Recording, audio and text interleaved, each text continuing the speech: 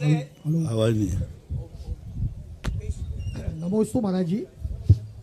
जीर्ण शीर्ण मंदिर सभी उनका नव निर्माण, गुरु रक्ष तीरथ नित नए अरु करते कल्याण। ऐसे गुरुदेव के चरणों में पूरी जैन समाज की ओर से नमोस्तु नमोस्तु नमोस्तु। महाराज जी, मेरी जिज्ञासा ये है, मेरे परिवार मेरी समाज के संकट मोचक गुरुदेव जी के चरणों में नमोस्तु। गुरुदेव जी, जिज्ञासा ये है कि अनुकूल समय में मैं भगवान गुरुदेव रिश्तेदार याद आते हैं, पर गुरुदेव हर प्रतिकूल समय में आप ही क्यों याद आते हैं? परिणाम स्वरूप वह संकट भी कर जाता है। तो गुरुदेव जी, ये भाव स्वार्थ की श्रेणी में आएगा कि नहीं आएगा? तेरे उस समय भी सिर में बाल नहीं थे, अभी भी नहीं। बब्बा बन गया अब, तब भी तुझे इसी बात से जानते थे। देखो, कोई भी चीज है, हर व्यक्ति एक ऐसी निस्वार्थ शक्ति को ध्यान करना चाहता है जो हमारे लिए तो काम करे लेकिन स्वयं का कोई स्वार्थ न रखे। उसी का नाम है संत, महंत और परमात्मा। संसारी व्यक्ति को तुम याद रखोगे, करोगे तो वह पहले अपना स्वार्थ देखेगा कि इसका सहयोग करने में हमें क्या स्वार्थ है। और साधु संत वो होते हैं जिनको कोई याद करता है तो मात्र उनकी ये भावनाएं पूरी करते हैं, अपना निजी कोई स्वार्थ नहीं रखते। जैसे सूरज, सूर्य कभी भी प्रकाश देता है तो वो स्वार्थ नहीं रखता कि इस दुनिया से हमें क्या मिलेगा। इसलिए लोग अपने गुरु को, अपने भगवान को याद करते हैं कि ये वो महाशक्तियाँ हैं जो सारे जगत के लिए सब कुछ देती हैं लेकिन जगत से कुछ भी लेने का भाव भी नहीं करती हैं, इसलिए जगत याद करता है। अगली जिज्ञासा रखेंगे धर्मेंद्र जी। और परम पूज्य गुरुदेव के आशीर्वाद से, गुरुदेव के आशीर्वाद में चमत्कार ही कुछ ऐसा है। सुबोधय तीर्थ बीनागंज, जहां प्रभु एक साथ 7 प्रतिमा भूगर्भ से सन 1998 में प्रकट हुई। वर्षों वर्षों हम सब ने, अशोकनगर गुना जिले वासियों ने प्रयास किया, वहां एक जिनालय बने, भगवान उच्चासन विराजमान हो। बहुत प्रयास के बाद भी जब कुछ नहीं हुआ तो एक छोटी सी जगह से उन प्रतिमाओं को मंदिर में लाकर विराजमान किया। पुलिस प्रशासन से मुश्किल से वापस लिया। और जब पूज्य गुरुदेव का 2013 में अशोकनगर के हम सबके निकट गुना में चातुर्मास हुआ। सुनो, क्या होता है, मध्य प्रदेश में सबसे बड़ी विशेषता है कि यहाँ भूगर्भ से निकले हुए प्रतिमाओं के तीर्थ क्षेत्र कम हैं। भक्तों ने भक्ति से बनाए हुए क्षेत्र ज़्यादा है। राजस्थान में भक्तों ने तीर्थ कम बनाए, भूगर्भ से जब भगवान निकले तो उनके क्षेत्र ज़्यादा है।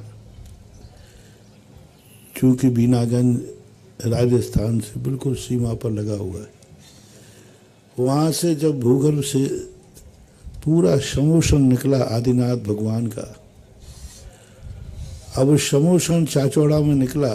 बीनागंज समाज बहुत वर्षों तक प्रयास करती रही उनको कहाँ विराजमान किया जाए, कहीं कैसे ही कहीं कैसे ही। जब एक बार पूज्य आचार्य गुरुदेव ने मेरे से कहा कि देखो, ये लोग बहुत सालों से परेशान हो रहे हैं, देखो उस मूर्ति में कोई दम है कि नहीं, यानी मूर्ति पुनः पूजा के योग्य है अथवा नहीं। और मैं गुना चतुर्मास के लिए जा रहा था तो वहाँ समय तो नहीं जा पाया, लेट जाते समय देखा कि मूर्ति में तो दम थी पर भक्तों की दम कमजोर थी। तो भगवान से मैंने कहा, बोले भगवान आप तो बहुत दमदार हैं, भक्तों में थोड़ी दम भरी। और सबसे बड़ी काम एक व्यक्ति ने किया कि वहाँ के एक व्यक्ति ने, कोई अपनी ज़मीन छोड़ता नहीं है, मेन हाईवे पर 20 बीघा ज़मीन, उस समय 20 जो भी है 22 बीघा ज़मीन ऐसे समर्पित कर दी जैसे कि कोई व्यर्थ की ज़मीन पड़ी हो। बस उसी दिन हमने शगुन उठा लिया। मैंने कहा भगवान आप इतने बड़े जमींदार बन गए हैं, अब कोई गड़बड़ होने वाला नहीं। बाद में होते होते मंदिर कई प्रकार की स्थितियों में बना, लेकिन कहते हैं कि दाने दाने में लिखा है खाने वाले का नाम। भगवान हर किसी से नहीं निकलते, हर किसी से नहीं बैठते। महान आत्माओं का एक बहुत बड़ा दस्तूर होता है कि वो सारे जगत में कुछ ऐसी चीज युक्तियों के लिए चयन करते हैं जो व्यक्ति उसके योग्य होता है। ना जाने कितने बार कितने मंदिर बनाने की बात सोची, लेकिन भगवान को ये कबूल नहीं था।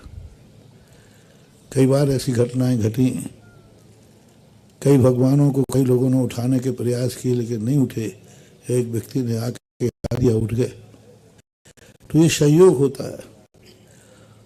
और ये भली ये स्थान छोटा था, लेकिन आदिनाथ भगवान को पता नहीं क्या उनकी दृष्टि में था। खोजते खोजते उनकी दृष्टि बम्बई पे गई। कहाँ ना ये बम्बई का नाम जानते हैं, ना बीनागंज वाले बम्बई वालों को जानते हैं। कोई किसी को नहीं जानता, एक निमित्त होता है। कई बार मैंने खुद देखा, जहाँ मैं जाना नहीं पहुँचता वहाँ पहुँच गया। अभी दुदई मेरे जाने का कोई प्लान नहीं था, कुछ नहीं था। मुंगावली वालों को समथिंग आज तारीख दे दी थी। आज तो शायद मूर्ति विराजमान करने का सोचा था, विचार कर लिया था, सोचा था हो जाएगा। लेकिन अनायास उस जंगल में, घनघोर जंगल में, जहाँ गाड़ी भी नहीं जा सकती, उसने आकर्षण किया और वहाँ पहुँचे। देख करके लगा, पहले तो मैंने बहुत गलत कहा कि हाँ गलत ले जा रहे हो तुम लोग। वहाँ जाने के बाद मुझे पता चला कि मैं नहीं आता तो बहुत बड़ी भूल हो जाती। वहाँ जाके जब देखा तो वह दुदई का मंदिर का जो रूप बना, आज एक वो महातीर्थ के रूप में उद्घाटित हो गया। शमयोदय उसका नाम दिया। और ऐसा ही ये सांगाने बीनागंज का शुभोदय मेरे मुख से नाम निकला था। और वो शुभ कहाँ बॉम्बे का, कहाँ कोई लेना नहीं, कोई संबंध नहीं, कोई आना जाना नहीं। और वहाँ पर ऐसा भाव हुआ इनका। और एक बार दर्शन किए, मेरे पास आए।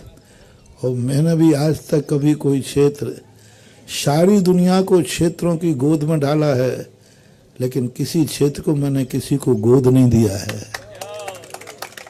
मेरे मुख से कभी नहीं निकला है। 50 क्षेत्र मेरे हैं, लेकिन पता नहीं क्या अल्पेश जी ऐसे आए। तो मैंने कहा भाई मुझे तो लगता है कि अब ये क्षेत्र बॉम्बे वालों की गोद में जाएगा। और इनका इतना अच्छा परिणाम, ऐसा परिणाम इनका हुआ। इतना बड़ा विशाल मंदिर बन रहा है, जो एक जैसे अयोध्या का श्री राम मंदिर जैसा मंदिर, कुंडलपुर के बड़े बाबा का मंदिर जैसा बना, वैसा ही मंदिर या एक परिवार अकेला बनाने का भाव। इनके पूरे साथी लोग साथ में हैं, सब परिवार रिश्तेदार सब लोग मिलकर के, और भी बहुत। और जहाँ एक जुड़ जाता है वहाँ 11 जुड़ते हैं, 11 के बाद 111 जुड़ते हैं। अब पूरा बॉम्बे जुड़ गया है। बॉम्बे जहाँ जुड़ जाता है फिर उस क्षेत्र को मैं छोड़ देता हूँ। दिल्ली जहाँ जुड़ जाता है वहाँ छोड़, क्योंकि अब मेरी वहाँ कोई ज़रूरत नहीं रहती है, वो खुद उठा लेते हैं। आज के दिन इसका मैं वहाँ भी नहीं पहुँच पा रहा हूँ। परसों वहाँ शिलान्यास है उस महामंदिर का। शुभोदय तीर्थ क्षेत्र के भूगर्भ से निकले हुए 23 तारीख को परसों ही है ना, तो जो भी है 23 तारीख को, अभी 2 दिन बाद वहाँ शिलान्यास है। आज मेरे पास शिला लेके आए हैं। शिलान्यास का यहाँ श्री गणेश शुभ करने के लिए मैं यहाँ किए देता हूँ। और बहुत बड़ा कार्य है। सारे भारत में ये बहुत दुर्लभतम होता है। अल्पेश जी का पता नहीं कौन सा पुण्य ऐसा आया कि कहाँ से कहाँ उनको यहाँ लाए। और वो भी कार्य क्षेत्र का इतना बड़ा मंदिर।